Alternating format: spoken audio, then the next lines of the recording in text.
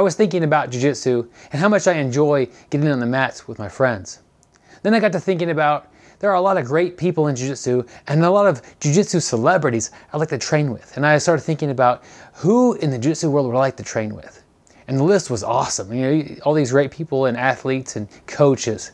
And it wasn't too much longer, I thought, wow, one of the people I would want to train with the most, and I've never been on the mat with him, is my dad. So this is that story. I got my dad on the mat with a Bring Your Dad to Jiu-Jitsu Day. I definitely wanted everyone to have a good time, to learn a little bit about jiu-jitsu, to see what we do on the mats and why we're so passionate about it, and also not get hurt. I didn't want to hurt my dad, didn't want to get anybody else's dads hurt, and we did all those things, and we kept it safe. And so I really encourage you to do it in this format. Set aside a different class time with just dads and their children that do jiu-jitsu, and bring them in and show them a structured class of safe techniques that don't involve a lot of big movements, a lot of things that were simple and big concepts. And that's really what we did. We did some work from the clinch. We did basic guard passes, and we had a lot of fun with that, explained what the guard was about and how using your legs even when you're on the bottom could become a pretty big advantage if you know what you're doing as far as technique goes.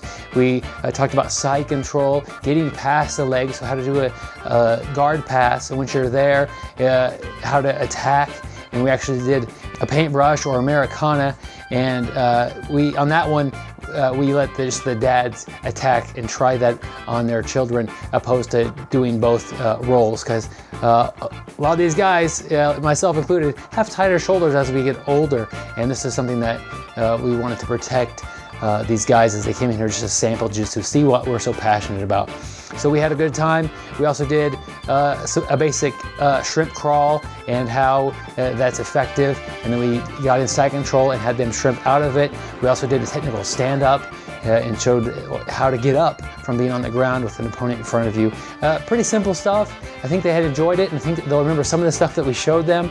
And most of all, they remember the times that they had with their offspring on the mats. And I'm definitely gonna remember this day that I had my dad on the mat. I didn't go in with any real assumptions, and I guess I've seen or heard enough about it. You know, I knew that there weren't going to be any strikes or anything like that, so at least I didn't think there would be. But I also know that I guess I learned more about me than jiu-jitsu, because I still don't know that much about the sport. I mean, I did learn that there's so many different techniques and things to do.